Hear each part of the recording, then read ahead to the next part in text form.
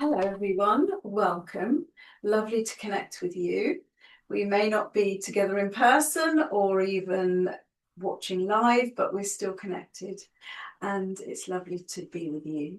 And today I am joined by my colleagues, my Awakening Heart Collective colleagues. That is Claire Berry and Peter Granger and Louise Livingstone.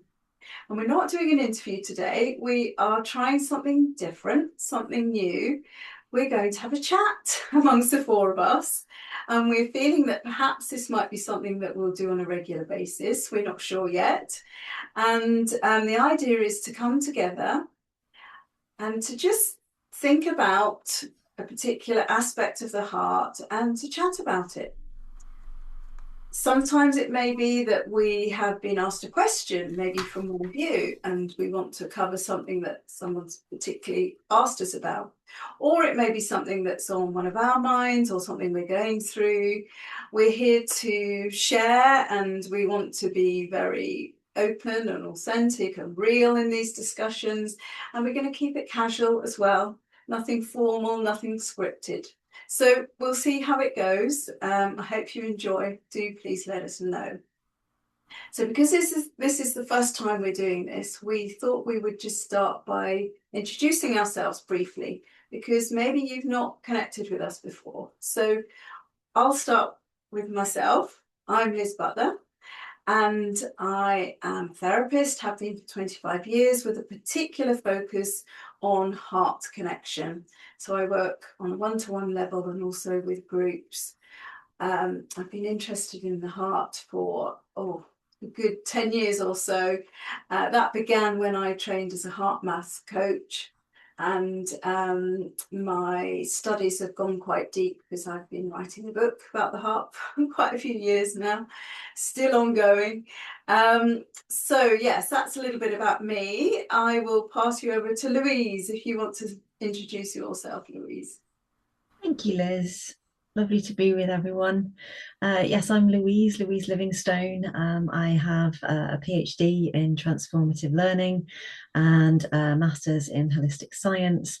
My journey with the heart began very early in my life, and I've had numerous cardiac issues.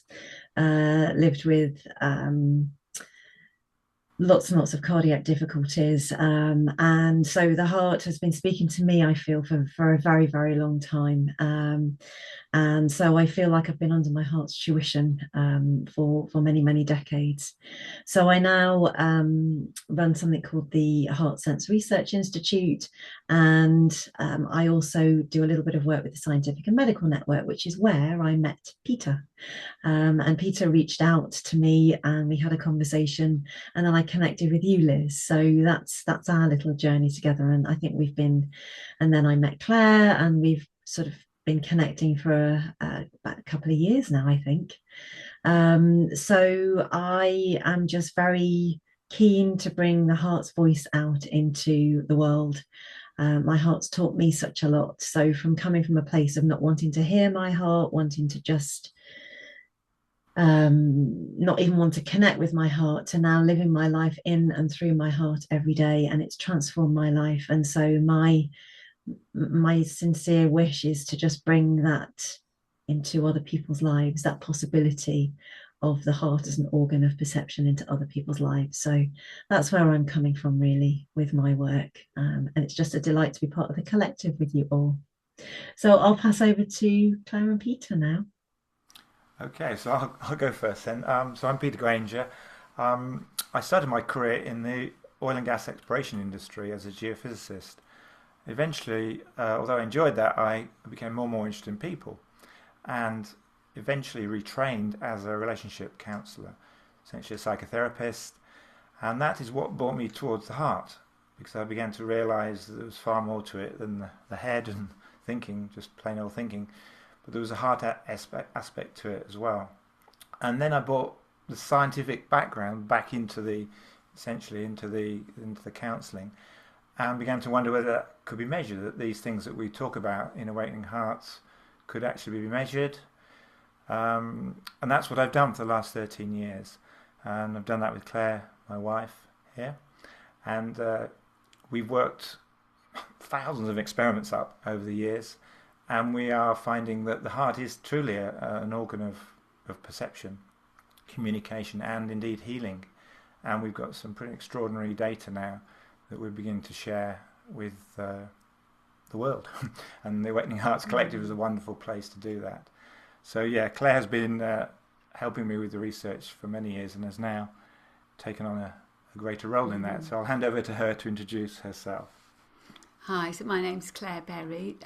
For a long time, many decades, I was in the education sector, principally in primary education, which gave lots of opportunities to lead from the heart, and particularly in the leadership roles that I had for the sort of the last quarter of my career or so, the ability to open your heart to children, parents, carers, and the many other people that come into school every day, has been a real gift for me. And the work that Peter and I have done together over the years has shown why this happens and what it is that happens when you really open your heart and focus on someone else. Often when that person is in difficulty or crisis. And it's been really exciting for us to see not only what we can create in experimental situations, but how we can transfer that to our lives and the lives of others to make it easier to connect, make it more straightforward to open our hearts, and remind ourselves all the time of just how powerful our hearts are. So for now, I'm going to pass back to Liz, which is going to move us forward. Thank you all. What a diverse but sort of on the same wavelength group of people we are, diverse backgrounds, bringing science and academia and education and therapy all together. So we've got different perspectives, but we all have a very common perspective as well. So we'll talk a lot about all of that as we go on. But let's just introduce the Awakening Heart Collective, because we came together about, I met Peter first, and I think that was around 2 years ago. And then you quickly introduced me to Claire. And then Peter, I think you mentioned Louise to me, and it sort of happened the other way around with you, Louise and Peter, who then mentioned me. But anyway, we came together roughly about 2 years ago we weren't sure what we were going to do quite, were we, at that stage? We had our online conference, Big Heart, to start with, which was a wonderful day. And all of those recordings, by the way, of all the presentations we had are on our YouTube channel for anyone who wants to go back and have a look at those. So that's how we started. And then we have continued to run events over the last year and a half or so. And again, all those recordings are on our YouTube channel. We've got all sorts of different guests come and speak to us about their perspectives of the heart, their research, their work, their lives. Some really fascinating events we've held. We intend to continue running those events in this year. So by the way, we're speaking to you on the 5th of January. It's the start of a new year, 2026. So this is a new project for this year. But as I say, we will continue to have our events running throughout this year too. And also the interviews that I do for our podcast, for Adventures of the Awakening Heart.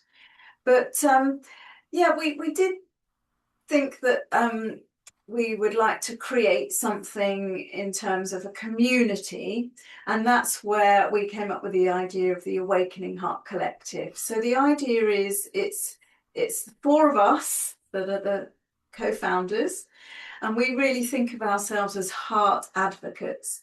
We're here to bring the idea that the heart is powerful and it has so much to teach us. And as I said before, we all have slightly different perspectives on that, which we'll talk about. But that's really where we're all coming from. So I thought I'd just start by reading our vision the Awakening Heart Collective, and our mission statement. Both of these are on our webpage, which I will put in the links below. So let me just start by reading those. So first of all, our vision for the Awakening Heart Collective is for us to live in a world where the heart is recognised for its central position in our lives, and there is understanding of its essential role in connecting us to others and the deepest part of ourselves. So that's our overall vision, the Awakening Heart Collective, and for what we would love to see in the world in terms of the heart and its presence in the world. Our mission is, as a collective of dedicated heart advocates, we intend to shine a bright light on the heart, providing the attention it deserves and the platform it requires to reveal its truth and speak to humanity of its vital role in global and individual healing. Connecting with as many who share our vision as possible, we will explore ways to nurture the heart, physically, energetic, and spiritually, and discover how we can listen attentively to its wise message so that we may live heartful lives and together create a brighter world.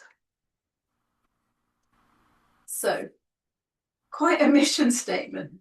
You might like to go and have a read of that in your own time. So that's what this is about. And it's still early days for us. We're building a community, as I said, and we want to work more and more interactively with our community. And maybe these conversations will be part of that. As I said before, if you want to ask us questions, then we would be really delighted to answer them from our own perspectives. So I thought maybe today, we've introduced ourselves, we talked a little bit about what the Awakening Heart Collective is. Maybe it would be nice for us all to just talk about what we each feel, and I'm sure we'll have different views on this, but what we each feel is the main heart teaching that we want to bring to people through the Awakening Heart Collective. What is it that we most want people to understand about the heart? Because there's many things, I'm sure, but what do we feel are the main things that we want the heart to teach through the Awakening Heart Collective, if that makes sense? Louise, can I ask you to start on that one? Yeah, of course you can. It's a big question. It's a big question. Yeah. I mean, I suppose speaking about my own experiences, being under the tuition of my heart now for such a long time, the message that I hear over and over and over again from my heart is, Louise, all I want for you is to live into my vision for you. All I want for you is to live into my vision for you, which is about flourishing, being abundant, being joyful, being happy, being connected, not only with oneself, but with other people, friends, family, other human beings in our human family, and also the more than human world. So for me, in that little statement is contained such a lot. And then my heart says, once, because I've lived with these teachings for such a long time, since that revelatory moment that I didn't actually speak to when I introduced myself, the reason why I listen so deeply and I'm so deeply in my heart every single day is because I had a revelatory moment about 2 decades ago now, where my heart was speaking to me at a really difficult time in my life, where actually I was considering not wanting to be here anymore. And so since then, I've been just listening, sinking deeper into my heart, realizing I don't have to be fearful of my heart. I was so fearful of my heart for such a long time. And by holding on to my heart and my heart's hand and just letting it gently guide me back to itself, I start to hear these wonderful messages. So for me, it is about the heart being an organ of perception, an organ of knowing. Is very definitely an organ of knowing for me. It's a place where I sink into every day. I notice when I've popped out of my heart, I notice because it feels different. And all my heart wants me to do, to go back to what I initially said when I started speaking, is to live into my heart's vision for me. And then all my heart asks me then to do is to hold that vision open for another to live into their heart's vision for them. And so it sounds really simple, and yet in that message is a lot. There's a lot there. So I think for me, the work that I do is to say, if I can come from a place where I've been so fearful, so disconnected from my heart as an organ of knowing, and actually live in and through my heart in the way that I do every single day, and that's been curated by my heart. My heart's led me to that place. All I would say is the amount of joy and happiness that I feel in life, despite its challenges, when I'm not creating a utopian ideal here, because there are still challenges. And I think the heart helps us to redefine our human lives, to reframe them, to say that, yes, there will still be challenges, but it's how we engage with those challenges, those difficulties, as well as the celebrations and the joys, that defines what we then go on to create. So there is so much in the wisdom teachings that my heart gifts me, but it is in that little phrase, which is, Louise, I want you to live into my vision for you, and let me hold your hand whilst we do that together. Yeah, that's really lovely. And you haven't told your full story today, but you have told your full story, or your story in some depth. It's on another recording. Yes, yeah. In another video, which again is on our YouTube channel for people who want to really. It is a fascinating journey you've been on, because you had health problems with your heart, and that's what you talked a little bit about there. So this vision that your heart gives you, you feel that anyone can tune into their own heart's vision, do you? Yes, because everyone has a heart, and I believe every single heart carries the same capacity. And so the only way, though, that we can even attempt to move into the possibility of what the heart is offering us is by moving fully into the heart.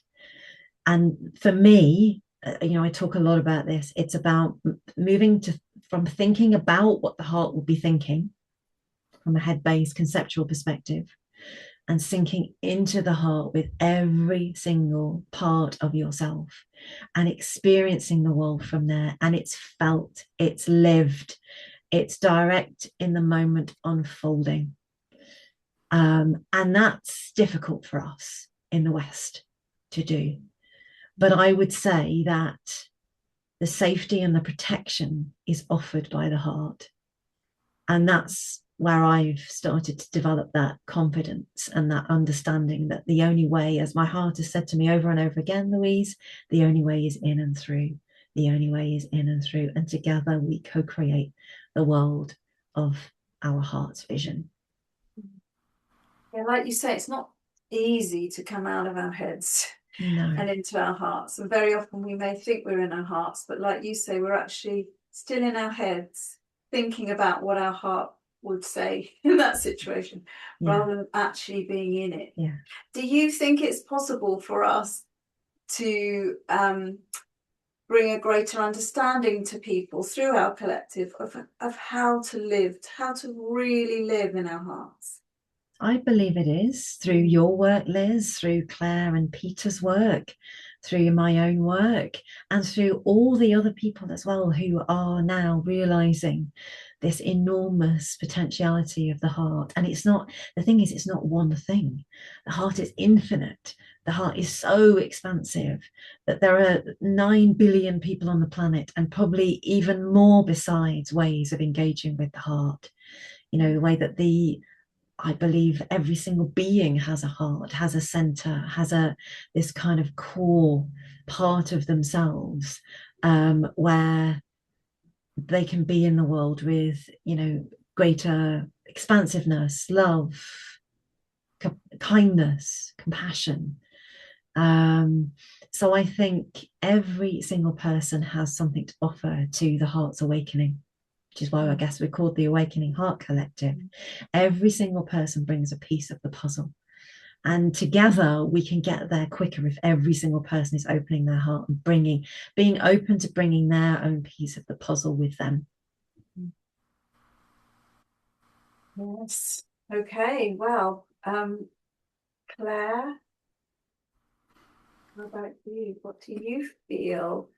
Well, I think, the work that Peter and I have done really resonates heavily with what Louise was saying, insofar as our heart is our greatest gift, and we believe that it's always a positive force and it's always leading us forward.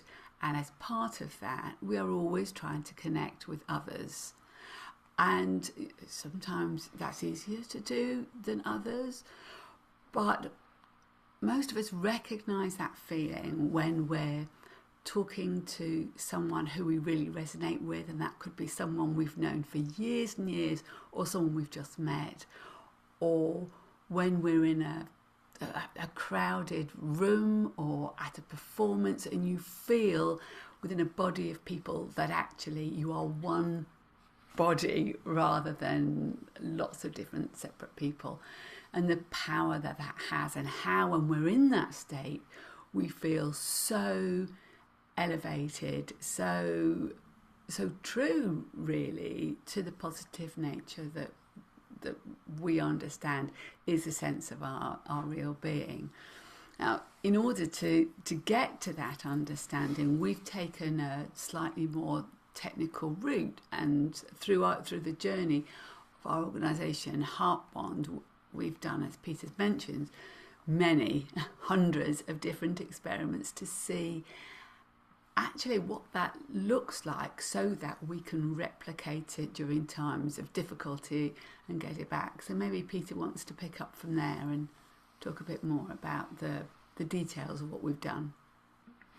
Okay, yeah. So the whole research project started all those years ago. Actually started because of the training I'd had and the experience that I had in my, essentially it was psychotherapy model that I trained in. My own experience of that were physiological changes in the body. So I'd get warm feelings, almost electric feelings. I didn't know that these were quite normal. I was very new to sort of meditative practices and what they call Kundalini practices. But these physical changes, we all get them. And I thought, well, surely we can measure those just as an individual initially. So when someone was having a breakthrough moment and those changes occur, could you measure it? Well, to cut a long story short, yes, you can. You can measure it in various ways. But the heart is by far the simplest and most powerful way to measure these changes. And that's really what we ended up measuring. Initially, as I say, for myself and a friend. But then we thought, well, what about two people in a relationship going through similar experiences, or just feeling friendship? In this case, it was a friend of mine. And we started measuring two hearts simultaneously. And that's where we saw the beautiful synchronized patterns. I am also a heart math trainer, so I learnt about what's called coherence, the coherent patterns that the heart produces, which are a response essentially to love, beauty, the higher values of life. So we saw synchronization of these patterns. That was just the beginning, though. That was exciting as it was. Other people had already been doing that for quite a few years. But what we did was a little bit radical. And this is where Claire joined me on the experiments. I was working away on one occasion, actually in Edinburgh. She was back here in Essex, hundreds of miles away. And we ran exactly the same experiment I had done with my friend in our office. And lo and behold, we saw the same patterns of synchronization. And that's really what truly excited me to this whole power of the heart, in that it's what's called a non-local effect. It happens at a distance. It doesn't matter what the distance is. And so that's what we've focused on a lot in the last few years is how to measure that, and measure that in real time so you can actually experience it happening. So what it tells us is there's something far greater than just physiology going on here. There's a deeper piece, and you can take that out, as far as you like, to energetics and spirituality and what have you.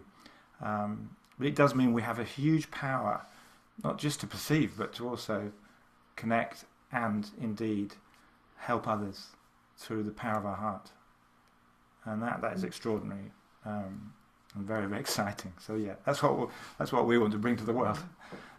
So that's amazing research. And again, if people are hearing this for the first time, there's things that they can explore on our YouTube channel, including our event just before Christmas, where you were presenting your research, Peter and Claire, on looking at how dancers connect and how their hearts synchronize, not just the dancers themselves, but those in the audience.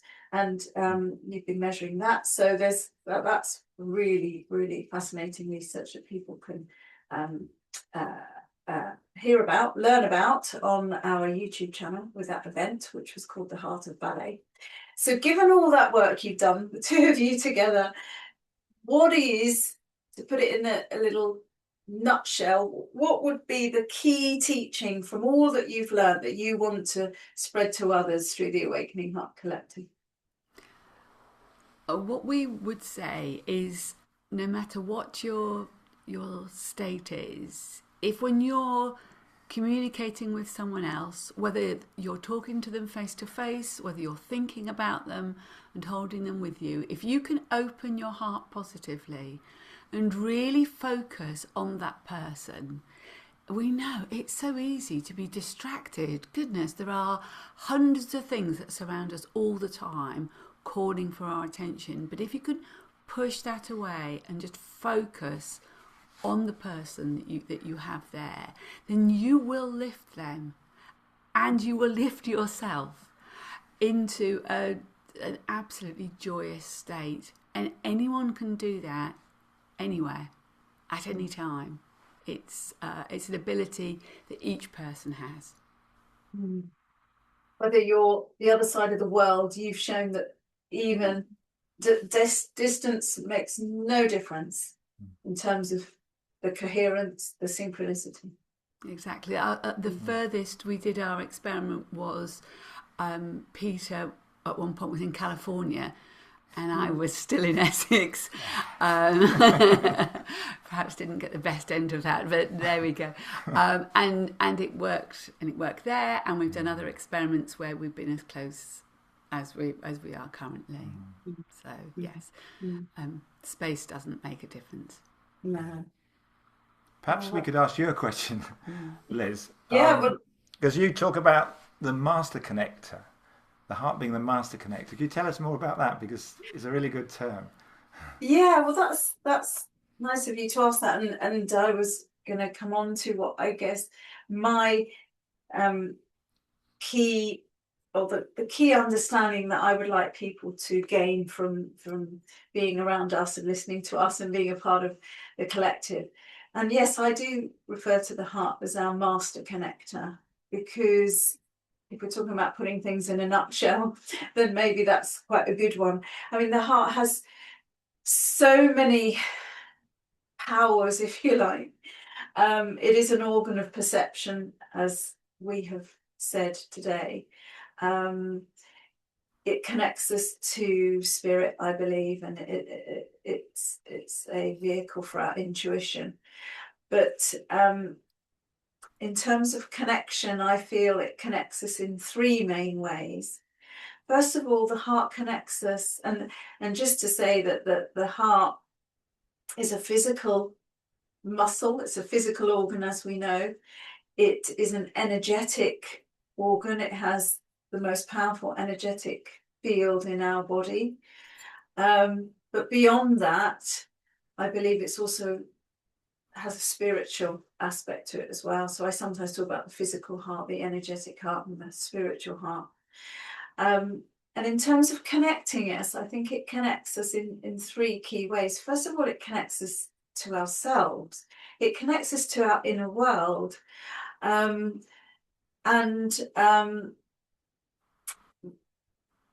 when we come out of our heads and really go into our hearts, we can start to become more aware of what's going on in our inner world, in our thoughts, in our feelings and sensations in our body. And there's actually research that shows that when our heart is in a coherent state, and I'm sure we're going to talk about heart coherence in a lot more detail in further discussions that we have, but just briefly, when the heart energies are coherent, they're in a very regulated, harmonic pattern, which is beneficial for us in all sorts of ways. It benefits our physiology, it helps us connect, but it also helps us tune in to what's going on in our internal world.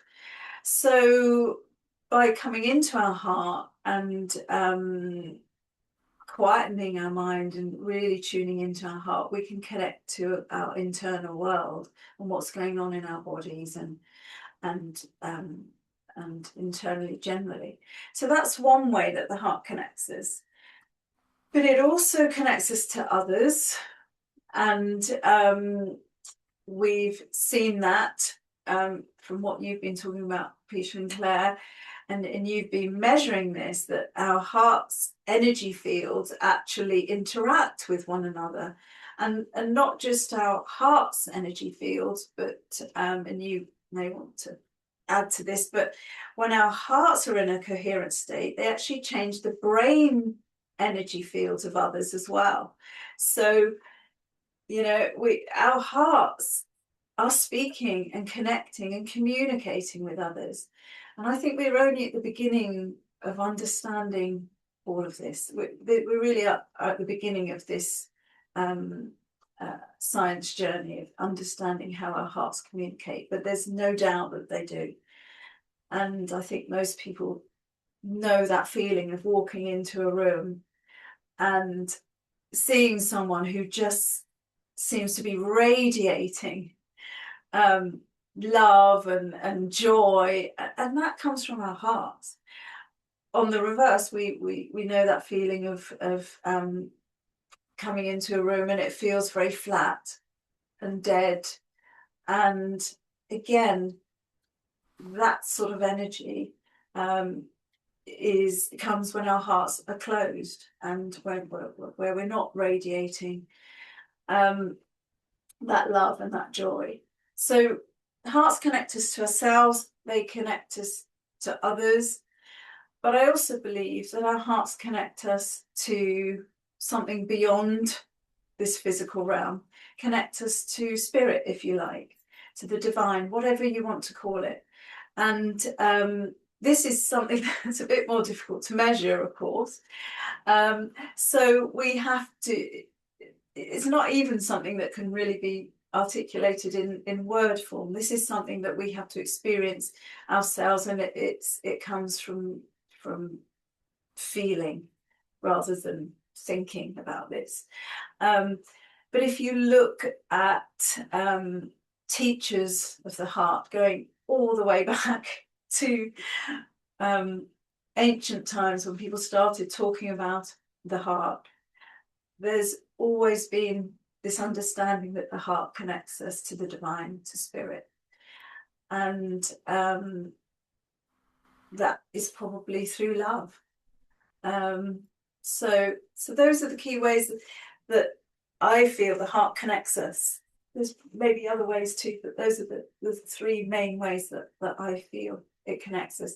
And so I guess if I were to say what's the main thing that I want people to understand about the heart, it is that the heart is our most powerful means of connecting with ourselves, with others, and with spirit.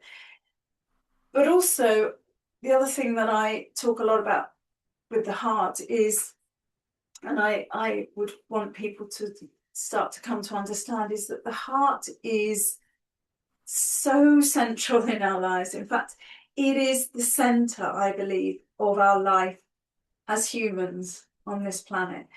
And we get quite a big clue about this because another meaning for heart is actually center. And sometimes I think it's very helpful to look at language, how we use language, meanings of words, deeper meanings of words, because they tell us a lot. And heart means center. It's the word we use for center. And I believe the heart is the center. And what I mean by that is, you could talk about this in various ways, but if you look at, let's just say, the energetics of the body, we have 7 chakras in our physical body. We have the lower 3 chakras, the root. I've got to get this right now. We've got the root, we've got the sacral, we've got the solar plexus. Those are our 3 lower chakras, and they connect us to our physical reality, to the earth. And then we have our upper 3 chakras. We have the crown, we have the third eye, and we have the throat chakras. And they are thought to connect us more to the realms beyond the physical, the spiritual realms. And then the heart chakra sits right in the middle. And it's almost like the bridge between the physical reality and the non-physical reality. It's what connects the two. And it's what integrates the two. And I feel that in this life as humans, we are here to be on this earth and to really engage with earth and with nature. And at the same time, we're here, I believe, to learn about what life is beyond this physical and to connect, develop our connection with the spiritual realms. It's not about, because I think sometimes people are striving, if they're on a spiritual path, to connect with the spiritual side of things, and they almost forget that we're still in this physical body. And I think it's really important that we understand that while we're here on this earth as human beings, both aspects are equally important. And a lot of religions seem to focus on looking up, looking towards heaven, and that's the answer. But I believe that it's about connecting that with the earth and being very grounded in nature. And I think it's the heart that sits at the very center that brings those two things together. I could talk more about this. I will at some point, because I am going to do a presentation about the heart as the center of everything. And it goes wider, it goes deeper than that. But that is another thing that I want people to start to really understand about the heart, because I think there's a little bit of, well, from my point of view, I would say a bit of misunderstanding about the heart. I think that often people think of the heart in opposition to the brain, and we think about, oh, someone's very brain-centric, they're very focused on thinking and logic and reasoning, or they're very heart-focused and they focus on emotions. And I don't see it as those two being in opposition. I feel that our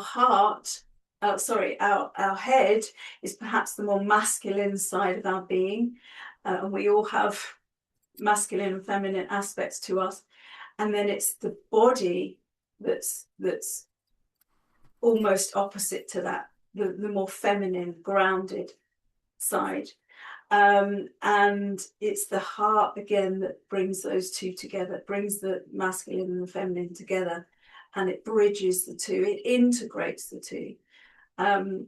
So I think that, we've had a long time in our history where we have been moving more and more towards the brain and valuing logic and reasoning and thinking and science, and all of that is amazing and wonderful, but we've sort of left behind, or we've started to forget how important it is that we are really truly embodied and connected to our bodies and connected to nature.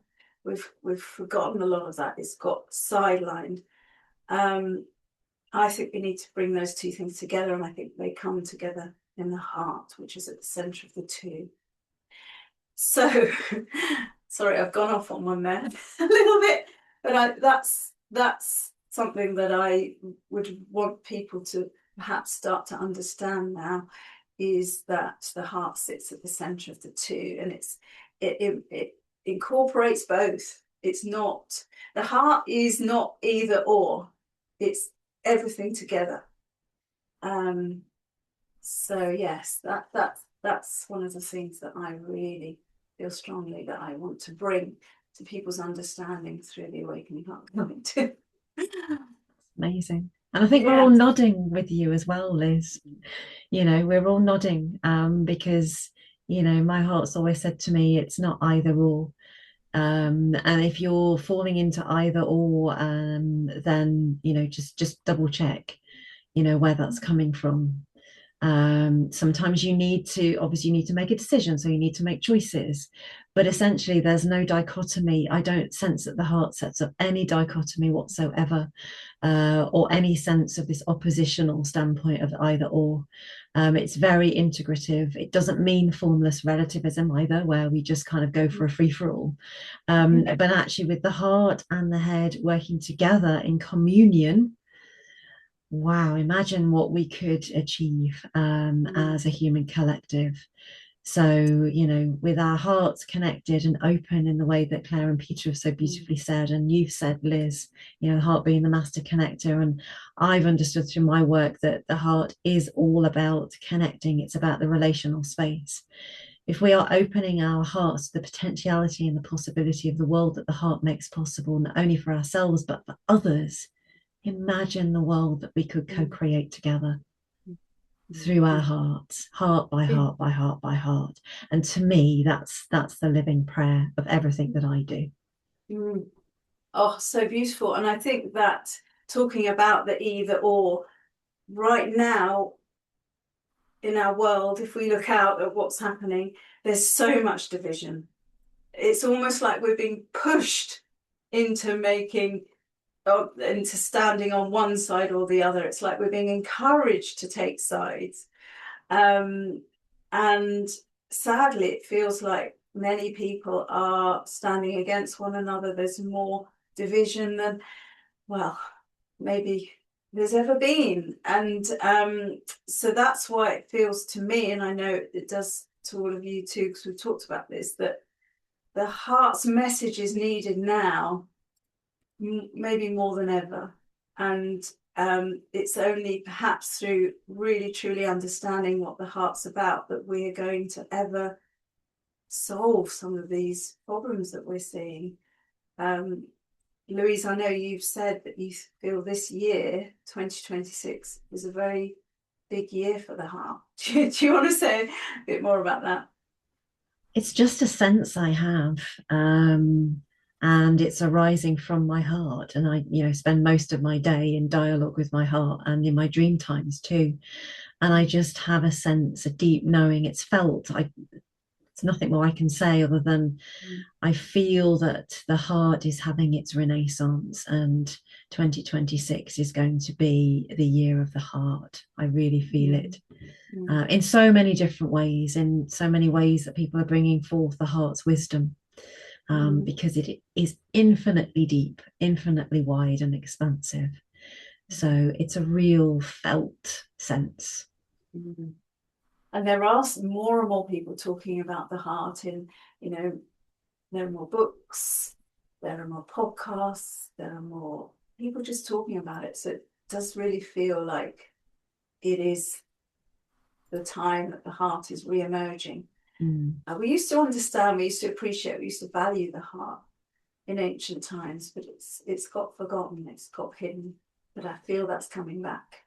And I think this is where the reframe that, you know, Peter and Claire and you, Liz, and the work that I'm doing and all other people are doing, it's about this reframing the heart for contemporary times, which is what I say a lot in the work that I do. We're remembering the vast expansive potential of our hearts that's never gone away. Mhm. It's never gone away. It's just that our perceptive lens has been placed in a different direction. Mhm. And it's us now that need to take responsibility to turn back to our hearts that have never stopped talking to us, that have never been closed, and that have always been there for us. And now it's a time for us to step in and go on the journey, because Mhm. it will change your life. So Yeah, I mean, that sorry, Liz, go go on. on, Peter. Okay. Yeah, I would obviously agree with that, Louise. I would also add to it that we are continually connecting without realizing it sometimes. Um, and we're doing it enough with our friends, our family, our colleagues. And that is something because we don't always realize it. We've forgotten the power of what is so natural. Mm. And that's what I think is beginning to emerge again into society. And things like COVID gave people experiences of connection, forced connection, often, within their own homes, which was difficult in other ways. But there were aspects. There was more time to listen to the body and the heart, and I think that's for me. That's the hope, is that we can help people to realise that there's nothing special about this. Particularly, it's completely natural. It's not supernatural. It's not some special experience you need. All you got to do is be yourself, attend and be present with people, and feel the love, and it'll just happen. It just happens, and that's I guess that's the easy bit. The hard bit is what stops us, and I know we can probably talk about this another time. And I was just struck by you're talking about the centre, the word centre and heart. Well, in French, the heart is cœur, which is courage, and it does take courage to do what we're talking about. It's not some wishy-washy sentimental thing. It's actually really needs a lot of courage. And I know for myself, in my own personal journey, I often shy away from that connection. And so I want to do more of that in 2026. Claire, what about yourself? You any thoughts on that? You have to live with me. Yes, I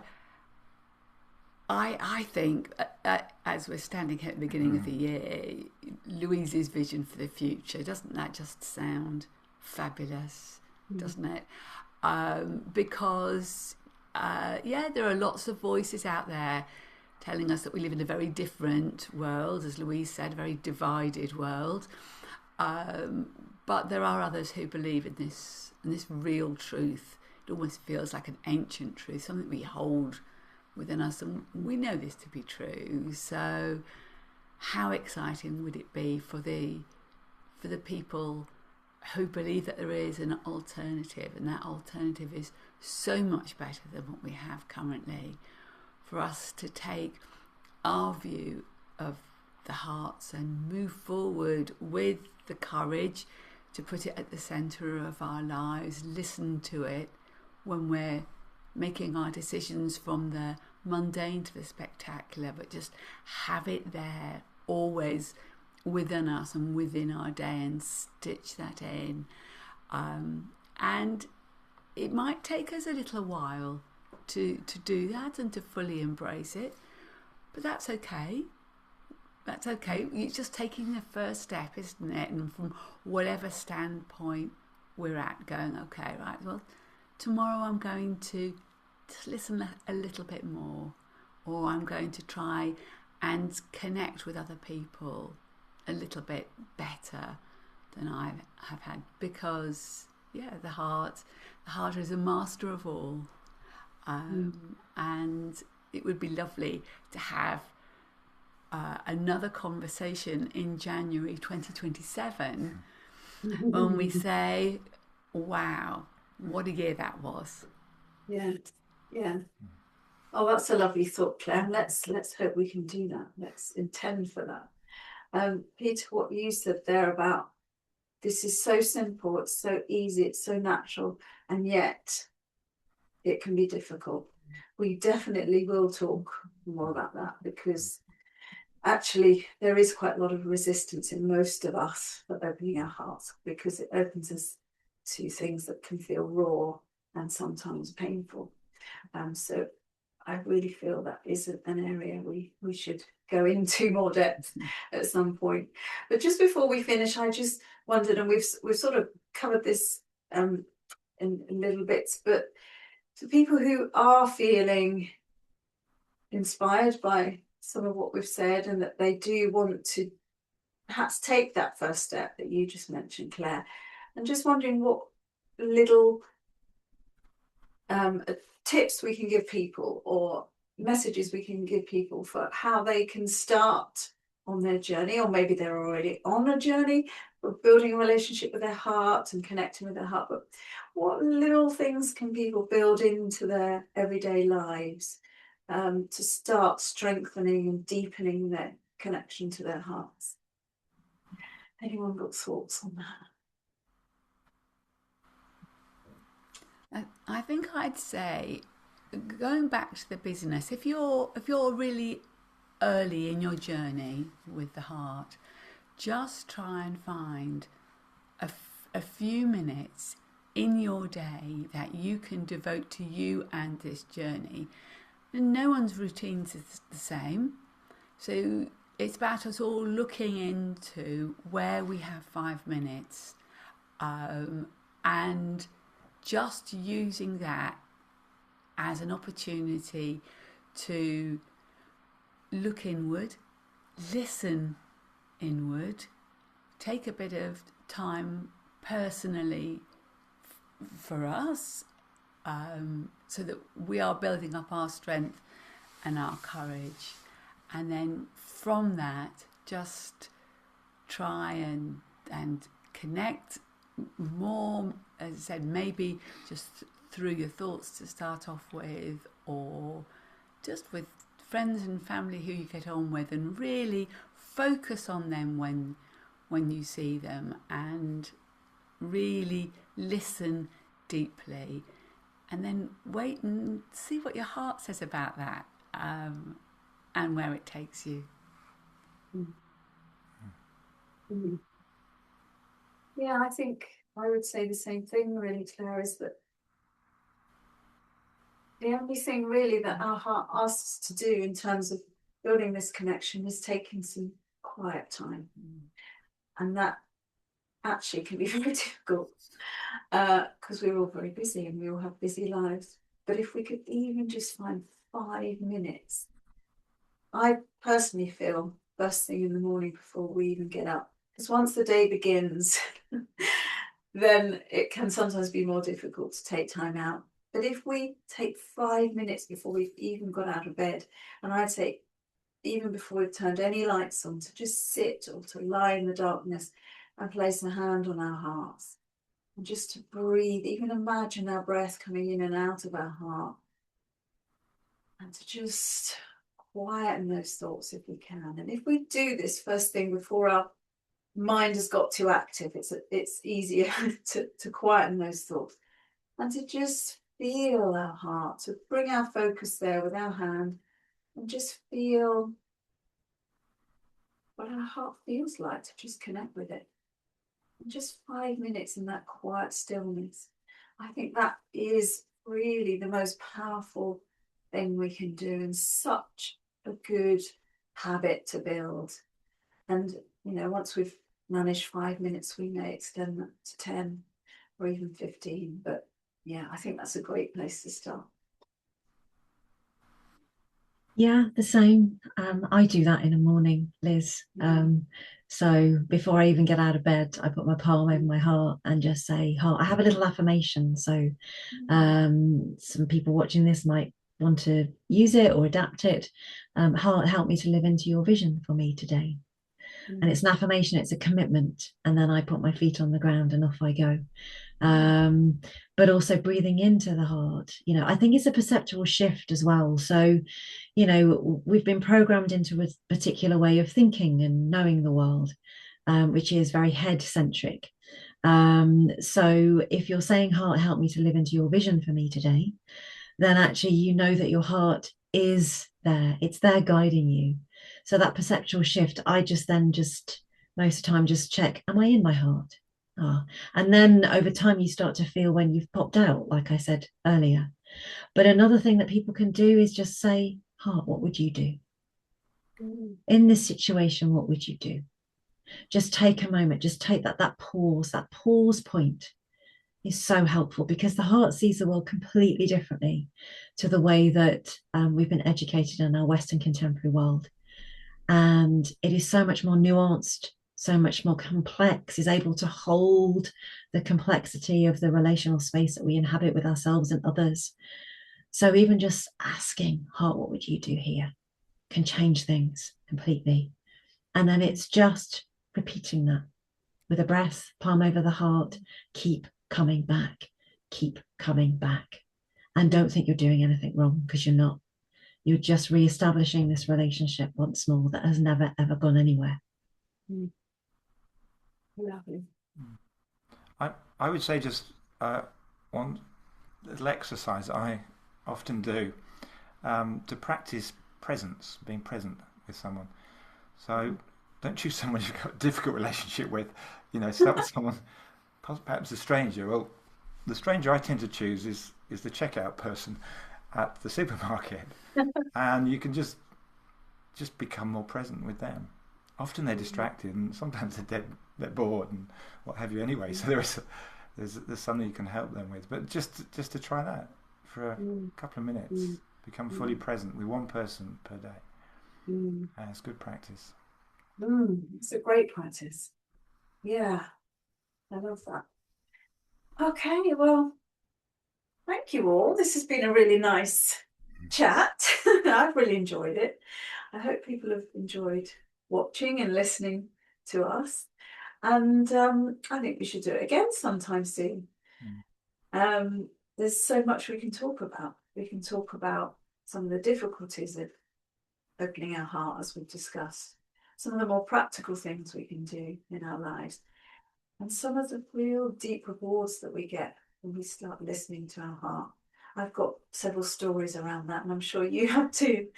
So yeah, we'll definitely come back and explore those. For now, though, I'm going to say thank you to all of you three. It's lovely to see you. Happy New Year. Thank you, Liz, as well. Same to all of you who are watching. I hope you've been inspired and feel like you maybe want to try some of those practices we've given you. Please check out our YouTube channel for all the other things I've mentioned, and we will be back with you soon. Look out for our newsletter and our upcoming events on our website. Thanks again for watching. We'll be with you again soon. Bye for now. Thank you. Bye.